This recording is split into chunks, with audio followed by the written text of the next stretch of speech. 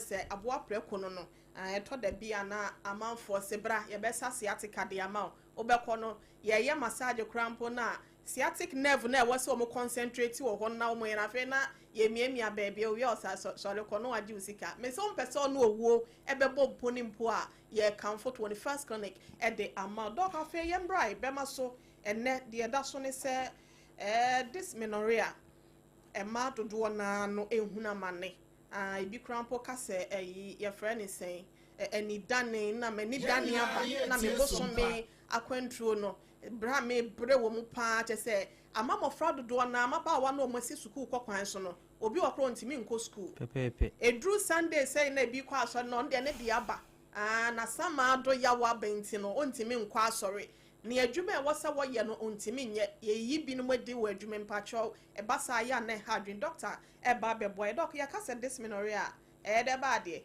okay dysmenorrhea pains ayinya e wa bra ye bu yensa pains ema enya wa bra o mabu mu nsa eno no dysmenorrhea ana menstrual cramps doc cheyemu ye mi bu mi nsa na na bia me hu mi moje ni edikan a mi bu mi nsa na me sha asiate yaw no ana se me ba be bu mi nsa ana se me nsa bu na chi okay in general no me kan say ye pains a obenya ana pains a o menses na ba wie wo san ye de enya enti pains a obefam ida se wo benya ana se wo nya ye de awie ana se wo nya obia ne de ene depende ebia condition kra e depends na ye de aba okay na ansa na no medical kire menses ana menstruation ase kakra right se ne obi wo ha onim se ne su esiye de etia obetime nya understanding kakra de about menstruation ye ka menstruation e menses ene oba pe ene de nya menses ana se obu ne nsa be memu ne nsa na ansa na oba obebu nu nsa no ye image ni ebehu se efri adwene no okay adwene no ye wo gland bi e frɛ no hypothalamus ye gland bi a wo hwe yiti na abohu se green sign bi ye de wo ho all right nti da hypothalamus no ansa na bebu nsa no e release chemical bi a ye frɛ no gonadotrophin releasing hormone eno ne ye hormone na ebeboa stimulate your pituitary gland your gland bi so wa awo adwene ni mu a ono so ebe stimulate no adada no ama ono so release another hormones into babu nsa hormones bi ena edi etintiman ansa na oba wetima de ebu nsa esa boso mu sa na nyame aye no enti se sa hormones no anase sa gland no se ehon touch ma oba isan se start free adwene mu nti no e ma otimi nya problem bebre ewo menses mu enti se na meka no ha maka gland mienu maka ne ma mienu e wa ya adwene mu hypothalamus and a pituitary gland. This gland, hypothalamus, release hormone be a friend of gonadotrophin. Into these hormones, stimulate pituitary gland, na ama and also release another two hormones. Better by emphysizing two nansa. Okay. Send ye better say. Ye febaku luteinizing hormone and a follicle stimulating hormones. Na esan say obebia ewo ovaries. Ovaries na follicles ni wom. Okay. Nti obohu se ye oba na wode na na se oba ne tubes no ovaries na ho na ya bibia ese nkosua ewo ho nti ye second image na ebe hu se nkosua no ya pai baabi eno na ya pai no kire se oho na ovaries ne ye dey nti ho ne ovaries no nti ovaries ne ye wo follicles no every month bia na say half of the month bia ansa na oboba bibu nsa no follicles no release more than 5 to 20 eggs and I say ekuta some fluid be it say egg so release more than 5 to 20 na emu ba akope na o say dominant and say emu ba akope na o say matured emu ba akona wo say nyini o say nyini na otie yi a na ebi emu be 3 4 etimi anyini okay eno na se be ma hu nsu koka na akoye fraternal twins no okay a obitimi wo miensa enan so hu okay enti follicles no e release sa ye kan say ensu na edane nkosua na emu ba ko pe na o say dominant o say matured na say matured a eno so ebe release another chemical bi a ye fe no estrogen nti ebe matured na estrogen no so eboa siesie awodie nim o siesie awodie ne to ho na another hormone a ye fe no luteinizing hormone no ahye kosua no ama watu oba na to kosua na koto fallopian tube nim nti koto tube nim a na atwen se be ma hunsu ba be de e ba be ka no na e de awaye de aba nti se twen e na one thing no say kosua bia oba obetu bia no e wo 12 to 24 hours pe e na e na djuma nti 12 to 12 hours 12 to 24 hours no se be ma hunsu anka na e be ye me fan say e die off na aba be menses. Okay, abewu na aba moja kwan so aba abeka awode no ho na awode ni mu asam. Okay. Na once awode no make us estrogen is CC because two hormones estrogen and progesterone. Sekete woman ko dey train. Exactly. Say obesisi mu ama kosua na abetom na implantation na take place. And I say ama watimi afa afuro ewo inside mpacho enyo. Enti say otwen na be ma hunso ntimi anka na a sign ba or 5 days ebe fa ba beto awodi ni mu na afra awodi in the line of the uterus no because atike na the man taking ni first phase no say kosua ne paya fluid bika yellowish e fe no aye say nsuo bi and also produce another hormone be friend progesterones. Okay. And this progesterones no to we fluid na da so no e na ya circle ho yellow no nti this corpus luteum no e produce hormones be friend progesterones wono na ebema awode animu no se ateke estrogen siesie no na ma awode animu ateke eteke na eteke ne fluid ni moja. Okay. So ho na emamu na aye kese kakra emu na fa sa epi pepepe say na implantation bit my dey ateke place enti say sa pi na epi no se kosua no be ma no hunso na ntimi anhia no ama me fan say ntimi amfa akra anye dey ama na ni nyina akofom this hormones ni nyina ekofom. Okay. Na ahye awode no ama release another hormone na say friend prostaglandins na prostaglandins no ama contraction na take place nti ema awode ni mu ase na esam nti ho na ebema obi a ebia the first time obu ni san obehu obeti yaw kakra ebia a day or two na ejai because awode ni mu eye de emoja ni nyina eye de ap free and emu rere nti it shade off sa blood ni nyina eye de free exactly. Okay. Enti sa prostaglandins in the bema wate sa yaw no but eno no enche. Okay. Na menses na day aba na why free. That is the first phase. Na yaw ni nyina de eko. Okay. Because eno na ebetimi ama awodi ni mu no me fan say contraction na take place na menses ni nyina de aba. Okay. Na why de ato. Okay. But that pains no eba a day or two pe. Na why free. But say wo condition bi dia ebetima to aso obetima bu nsa say e last for 3 or 5 days krana obetima bu nsa obetima ti pains no about 2 days and 3 days before what bu nsa we kra still not that so dey ti pains no because there is a condition which are and no be rat types no but we dey yebeko ho ase yebeko no so nti we ne your first phase na oba ofa so ye dey ebu nsa say be ma hunso be kana yewa hormones bi a implantation take place and so be na okoto strip cell ko check pregnancy a ni atwe so HCG human chronic gonadotrophin and so another hormone and no say implantation take place a na sa hormones ne dey release e ba emoja mu ene e jonso mu so ho say ne ye bitime hu sampa oba na dey afefru enti afi yati menses na se yenko types of dysmenorrhea in the types na ewum two. All right. Your primary and your secondary. All right.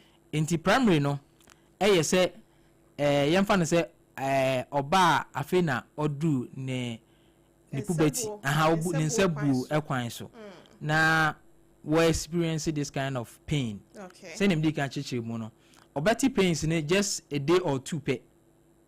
So because hormones na ebe release ewo awodie ni mu no which is prostaglandins no ebe dawson okay because e dawson so a contraction ye dey it take place say the ebe yi wo ya oni nyina moja ni nyina ye dey e free awodie ni mu enti ebe mo aye dey what pains eno no eye normal okay enti obi wo ho a oba am say normal eno ase ape edro bi a painkiller bi ebe ma na ye dey pains na kofu mama no within a day or two was affirming pains in the beam na echo by secondary ni de conditions na de ba all right yare ene de ba yare bi ti se eno so de ewura causes ne so yare bi ti se endometriosis eno ne ye kan endometriosis a wo de in the lining of the uterus na fe no endometrium enti eno no abnormalities bi na tissues bi a it is the line of the uterus no ena a grow outside the uterus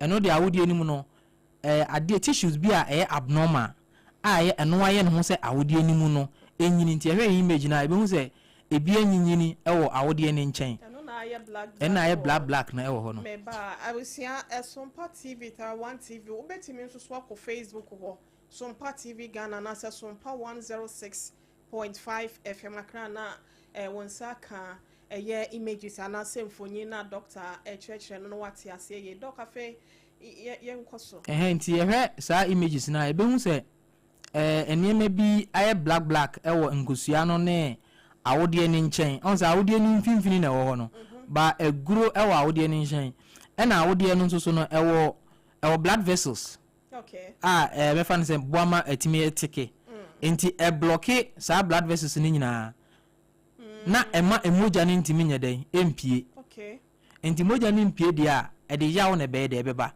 na ade esama yawo ne mo ne se ense nipadua nyankopon design ne se this prostaglandins no enyi moja ni nyina mpie no on de oye na djuma enti ema hormones ne be dawson the more na chemicals ne dawson hormonal like bi I say chemical dawson woni pe ne de yawo ye de ebrew enti wo be fa painkiller say yawo ne ntimi nyede enkofom unless ya solve this kind of enema na afifi wa odie ni nchen ni nkusua no ansa na ho ayede ato okay na we ni na ba atora bia wo yasa afa moja na ebe timi ba bum yeah we no sitimi yesa pa etimi man delay ntu bo hu se menses ne beba kwa na ye cloth na asan black because menses no moja ne che ni ntimi ma etimi lead to hormonal fluctuation okay and no ye hormonal form of hormonal imbalance ena ose moja na timi ba echa na hormones na fluctuating na black na say ye clot okay so hu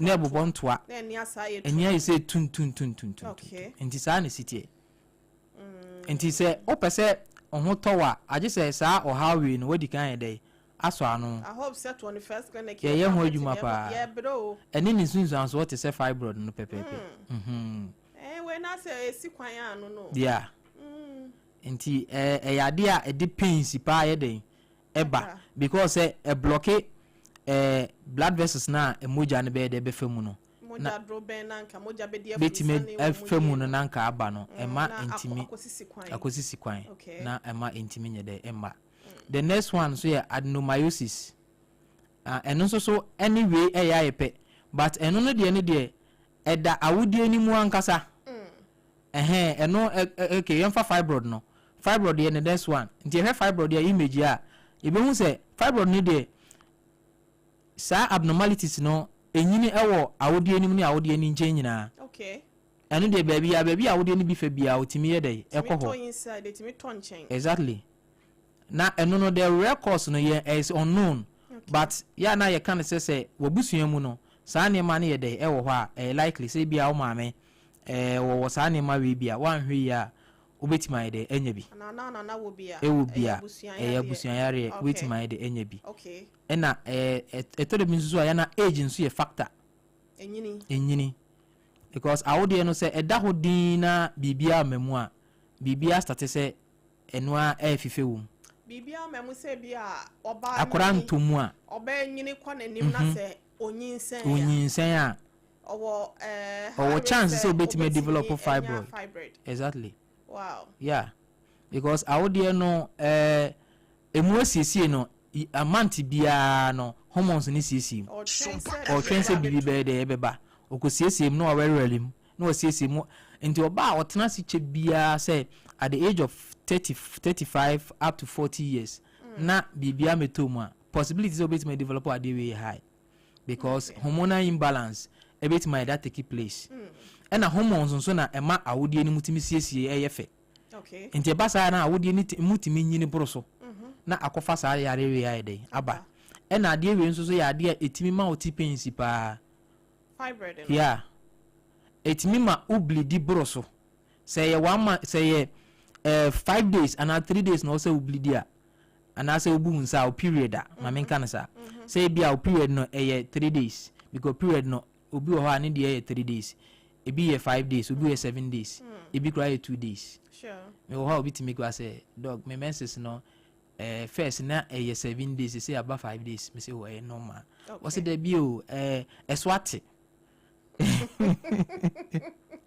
and I'm say normal menses na range for 2 to 7 days enti say 2 3 4 5 6 7 normal 5 normal so na even kosiano kra na oba wo to no kra no me fa ne say wo de atre umeja kra na atre nketwa ne be 3 or 4 teaspoon no be 3 or 4 oh okay entinya de doso obi wo pese ohun se muja ni nie ene pad wo yisu be 4 enye sa na wo say de okay enti ya na me chechire mu say ni sie de sitie so say obi bu ni nsa from the starting point and I say initial stage of the menstruation no or nya 7 days na bia all kwanim no about 2 days here there's nothing wrong with that person that no problem ebi wo ha na ye wadidi mu lifestyle okay so ene de baby wo nso so a lifestyle na ye ka no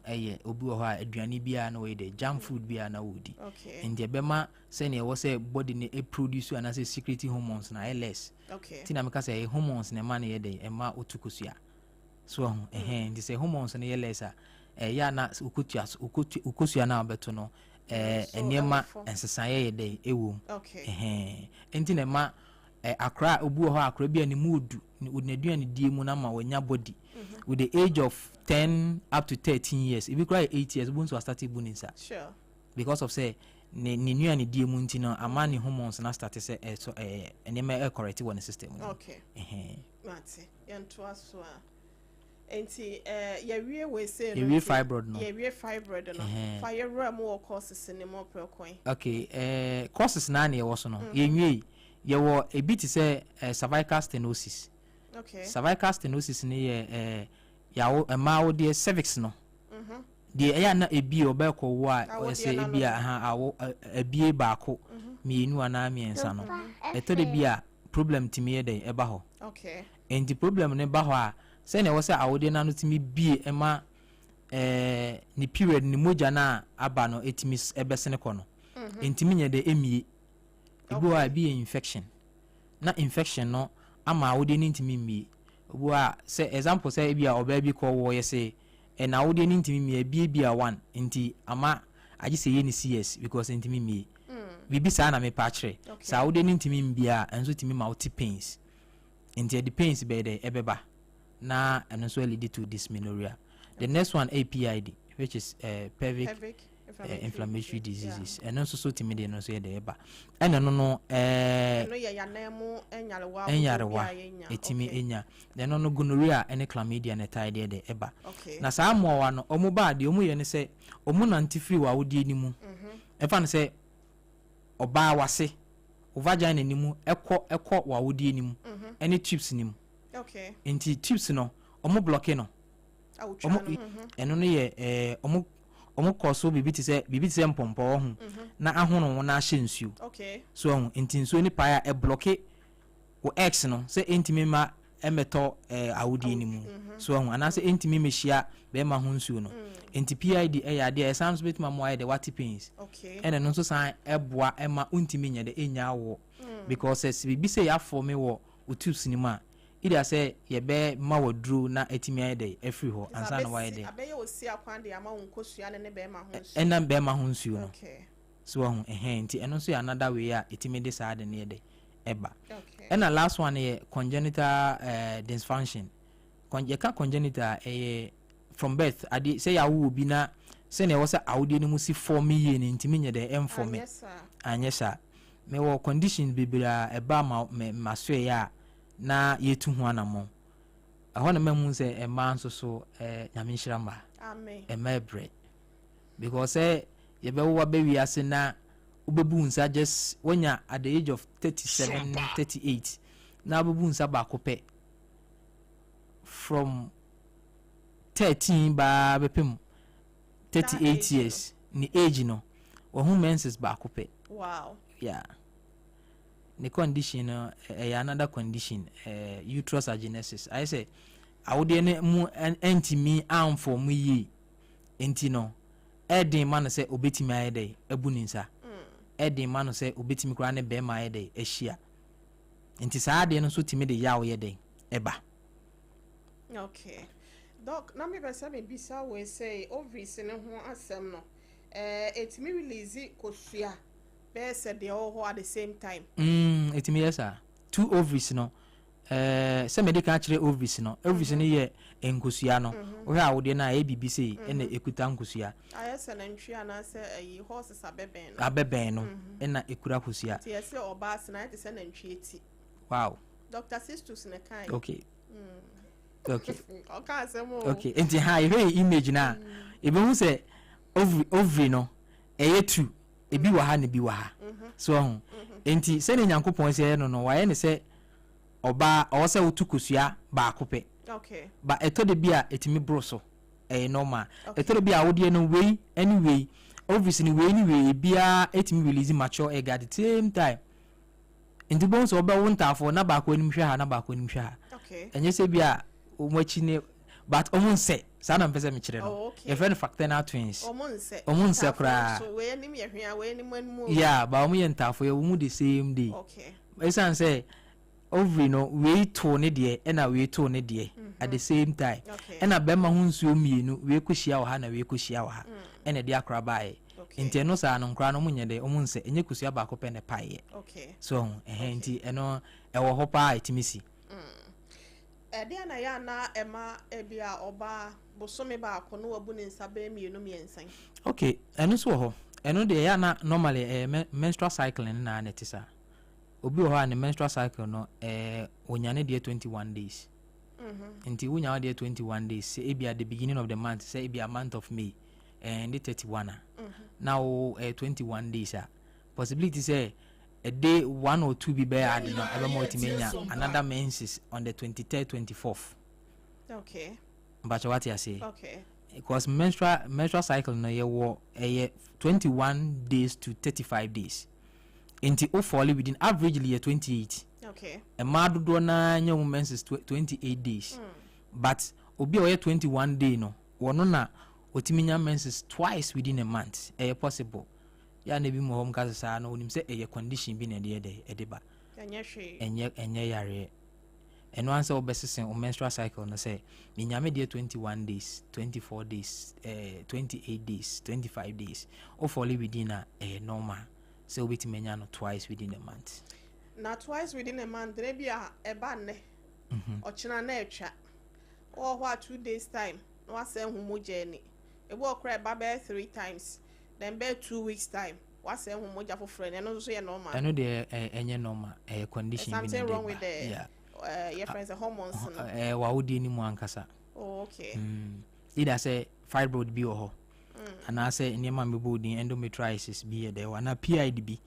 Ho I decided near the eba because fibroid nankasa emma u bleed and one kasa no e bleed danda it me ye said the when obunsa into a while betimi ehumuja.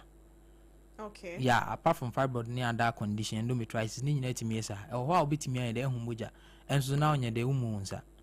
So nti obetimi enya menses ene e bia 3 days be 2 weeks time and a week time no asan enya da asan de enya eno sa na ntena ho obetimi de about 21st clinic na ya ye ohwehwe mu ahwa de cry de ekoso. Okay. Afa yenra mu symptoms no na yenhwe enkoye ni. Nti signs and symptoms a ubenya be mo say eye die bi ebeyi ne ho adi ama wo hu say dysmenorrhea dysmenorrhea na me yenye yeah ebi lower abdominal pain obeti say wayase ewe pa ebewe a ebetima real more than say obunsa say 3 days and 4 days ebetima real more than a week or 2 na order so Philippines no o period no kura twa but still another so the Philippines no no ye condition e bobo so no betimi de aba aside that no obetimi bleed at pains pa bleeding is betima san ye more obetimi bunsa say na make an ebia pad no kura no obetimi isu 2 pad at the same time because bleeding no a day moja na a2 no a dose because fibroid na nkasa na say endometriosis are tissues no e bleed et say e bleed say moja eno ankasa e chance enyini nti no eno atimi eye no ho te say eno atimi chim ne ho na aye say moja na eba so nti possible say wetin aye na apart from no so no obenya intermittent pains pains ni betimi aba to aso a ba na ejai ne sanko ebia obepe brufen bia na obepe pimo bi wanom eba ebekọ from ba ebe san dey aba nti eno so another factor na obeti abnormal movement bi ewo wayase se bibi move se de akrada we mu no enne nam wayase the pains pa dey ebro eno so timi de side ne dey eba na unim se this issue wait me ma wonya sciatica. Oh really? Ebiti say fibroid na ye kan ho asem no. Ono ba bia otimi fifi. Okay. Awodie ni mu awodie na chiu nti your types of fibroid. Ye wo de wa awodie ni mu awodie ni nchen awodie ne soro awodie na chi. Ba bia be kwa akoda no se ekoka sciatic nerves na etima ma hebebre o maso. Ebitimi ye kese ya te say amango the pressure up to sciatic nerves and so into condition with signs ni be a hip and thigh pain and a sciatic pain and as sciatica it me the mount obekwa say wa mama yanye the yam for one fidie mu anhwe ade kura ade sa de we ba obenum painkiller na de wo half for asa de aba the next one nausea and vomiting abofono and fear obenya pa dizziness dizziness is a factor and a fatigue honam so betima dey obeye boho so wabro ye bi kakra bi no wabre and na obetimi so enya diarrhea I am too no so timi dey sa ne maneba ti we ne signs a obetimi aye dey headache nso so ye a factor oti betima ye oya pa but ema dodo na doc obi atse o sika no obi an obi bebu ni nsa na eja no diarrhea obi won so a ne de no ya obi timi nya ni nyina bom like abofono ya ye kan ye enusubiri bi wakura ni ti etimi ye ne ya anase ne ye bobo so ni nyina no one person betimi nya na the same time obetimi nya ni nyina the same time oba be obenya menstruation obi wakura na oni condition bia especially omo first time and I said twice a year obuni sana oni yare bia na nso so fofrofo no mo bemu no omo experiences ana ma ne pa and one here crowd bi wa senye awofo ni bi na betina se na adwenfoforo bia ye dey aba because utimi bunsa na mom so na wafafuru itimi yesa obunsa fa ho fa ho omo short period and I say omo menstrual cycle na 21 days no so why you careful obetime bunsa na still na why dey na wafefuru doc obetime bunensa afofrofo na afi na wo bunensa no otimi bunensa na bia the next month and after the following month no emba the second month na and after third one so emma ebitimi tikemo e bia say January and e bia otimi bunensa o sha ase bunensa February March April ni nyina wo mu ni nsa na May wadimi abu ni nsa ba ko be no soso a emma ye sa de na etimi happen pa e friend amenorrhea yeah and so pa obi a obu ni nsa afilita ho a etimi ba be a month or 2 no hu 3 months na samba ho ba omu nyina na ya na eye condition bi na de ba ana say e bia ofa some pills ya efefe bi man epifani bi me mo bi adin but ode ebo no ho ban say pepepe sese kura de nkanim dia doso opese obo ho ban a ye wo niema bi a mewie kura meka ho asem okay ofa oba nke easy man bia se ubedis na Sarfo said yes ya kra ye want 21st die okay ye be kire han ne kakra bi nti se won kofa chemicals bi ana won koye IUD bi ne nkofa wa house ma she 5 years makobo 1 month makoye 3 months ne ade no obetimi apɛ castor seed ɛyɛ adwuma paa ya testing so approve ne mu obɛyɛ na homache sɛ ne ewudi abɔde a efifi awunhunu no hu sɛ ne mai de ewu wiase enti wobɛyɛ no wabu nsa sɛ 5 days a wabu nsa na wie no da etwa to no ɛna abɛyɛ sa ba obɛyɛ na homache bɛyɛ 12 a ɛyɛ adwuma paa castor seed no obɛbie ho yɛ wɔ white yɛ wade white bi yɛ de ɛwɔ ho ɛma ho nti ɔma ho nti a wasɛɛ no ne peku bensuo nti saa tam no ka kyerɛ wura sɛ wura me yɛ ade wie nti twɛn me ma me ho ansa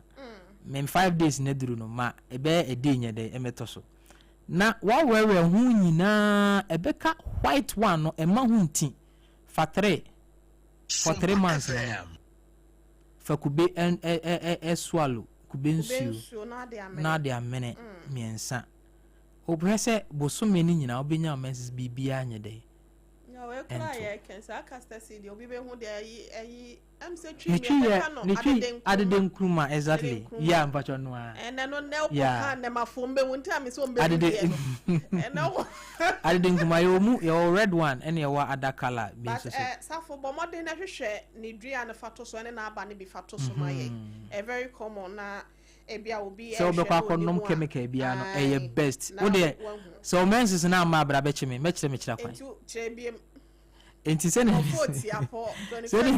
ya de be ma free unko ties ka gonko ji bibia castor seed no eye adede nkruma ma menka ne twi mu adede nkruma eso aba na aba na so bebre ne bom na haba no so it is stars ayi it is enkunuma say ne sitie mane nyini de anyini ni bi na meka awo no na ba no enyini na awo no na ba no eno na meka otia obepai mebese wisu miensa ba ku bia e 1 month omene ba ku bia e 1 month ba to de mene miensa ebom onfa kubensuo ahomache ena ema ehunti ubebie hu na ye white uyi ne hunu ne free hu a na ne dua ba white no ema omawre kura nti hu kura oma ni tia afoforo ne to bo asei oye nyi ne pe kubensuo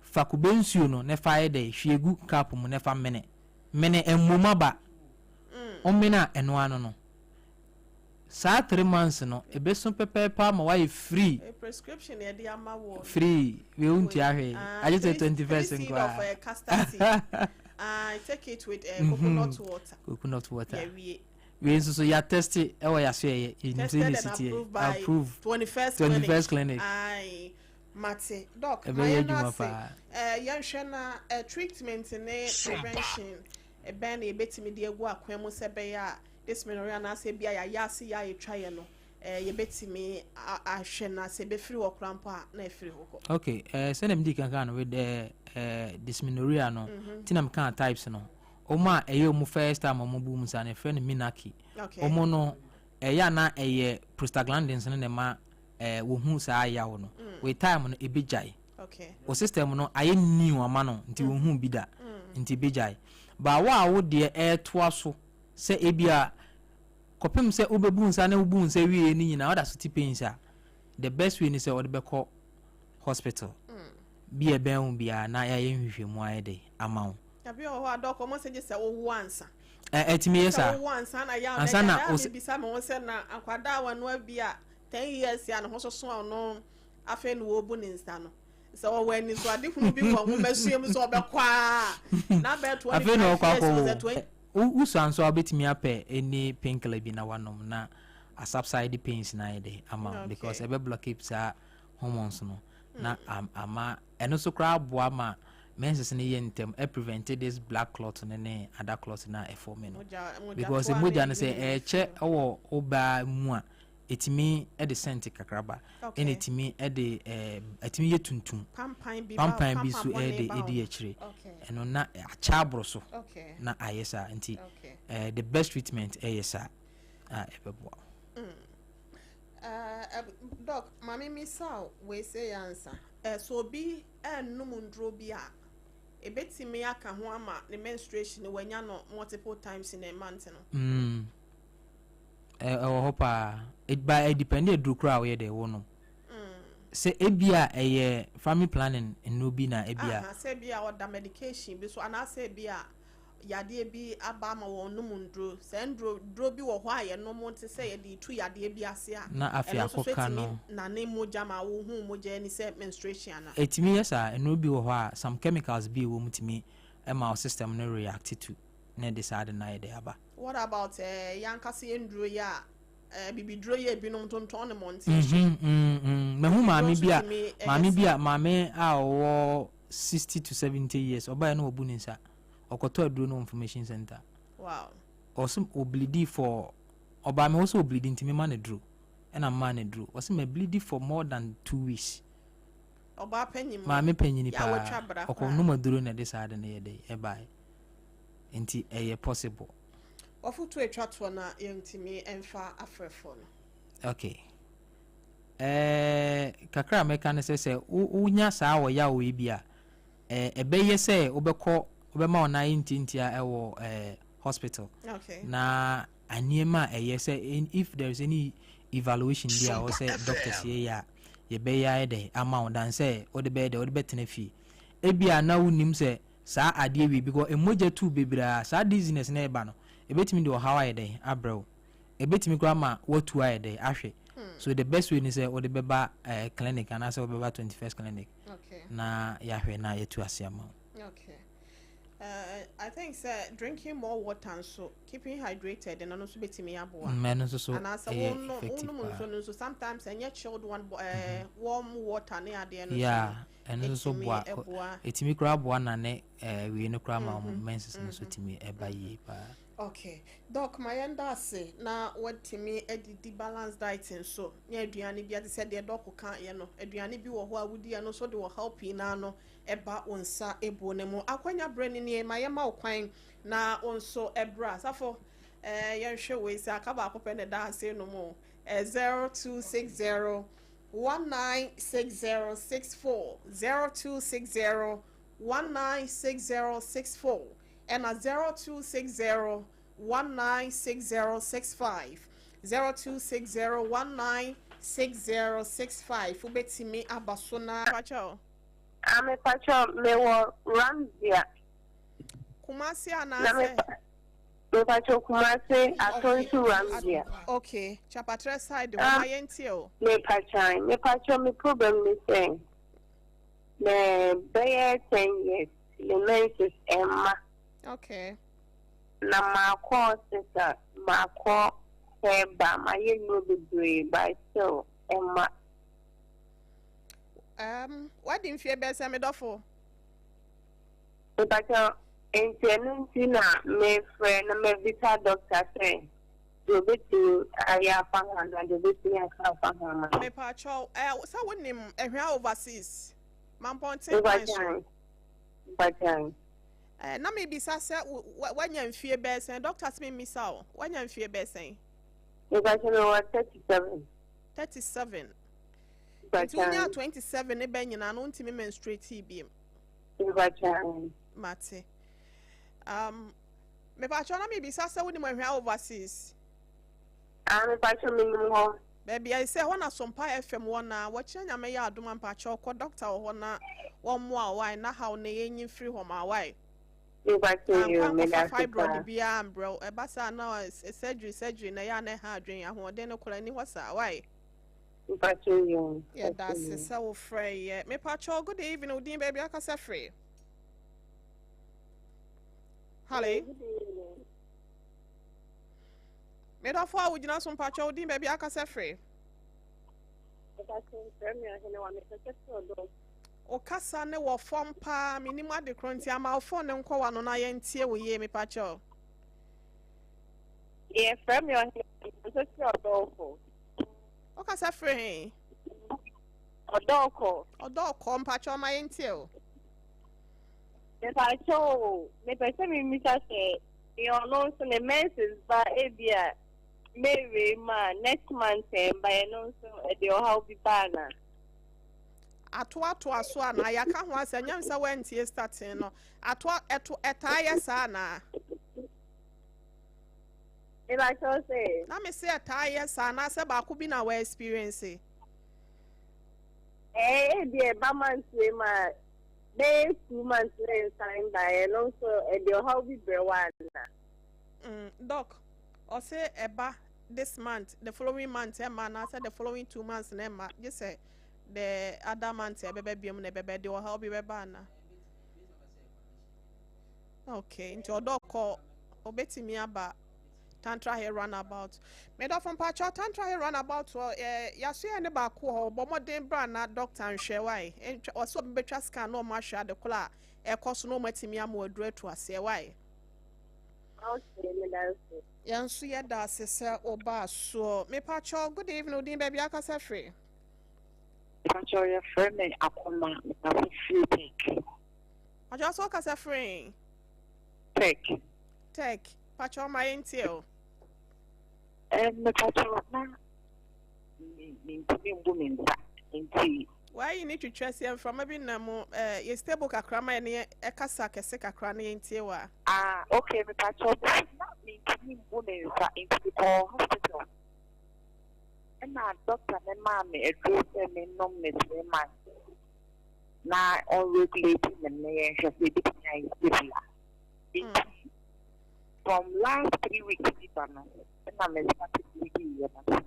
Last week me bleeding and nurse is all right, but in every next na after that moja kaka kai ewo eba ebi a me urinate we are now say o wa me blood kaka eba bi because e grow na me fa na say and see if you try what I Doc pacho say no e den.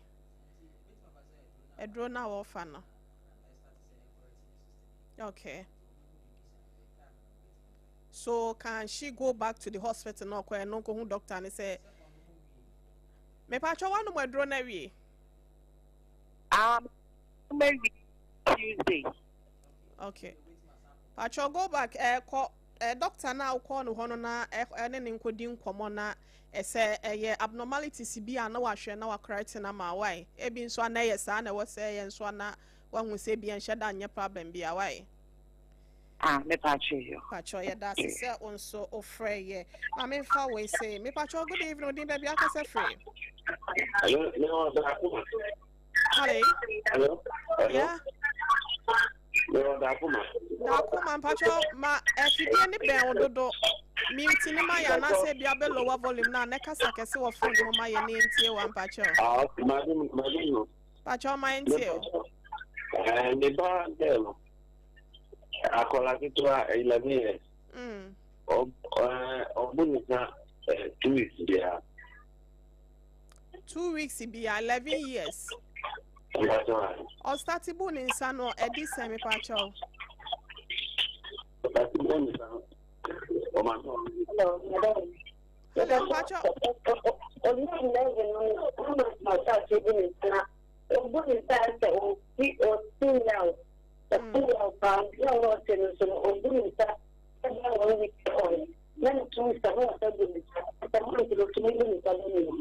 Okay. Me pacho na wo somo wa hefa. Doc.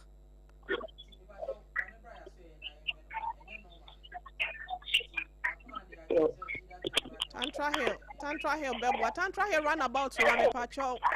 Ya so ne ba ko ho wife ane bra na doctor say no mo nhwe ma why. E be sorry the number ne be to ga ba na ho kan na wa frɛ na ya ba be hia why. Enya yira ko plan. Ya da se se ba so. Hello. Me pacho me na me frya me kase me wo Kumasi Ramja Tunsuno. Me pacho the doctor Emma Medra eba even last month by and to also I just a man no drone. The man no drone dia ma. Mate ehun hia se beto aso akosente bo mo de last month by me pa cho chanya me ya adom a ehun hia se je se da bia no madransa na wahu mo jani enti ko ehwe overseas ho doctor receive ewo ho na won show kama why sa how ni nyina be sorry afri ho na wanya nte se de first pa no na wonya no why no ga chamati yeah that's a pass on so bad so biem me pa cho good evening din baby akasa free Pacho fine in pacho pomo onyankopon ntime ho ya na nso na dumo pacho akasa free do kasa free saki attention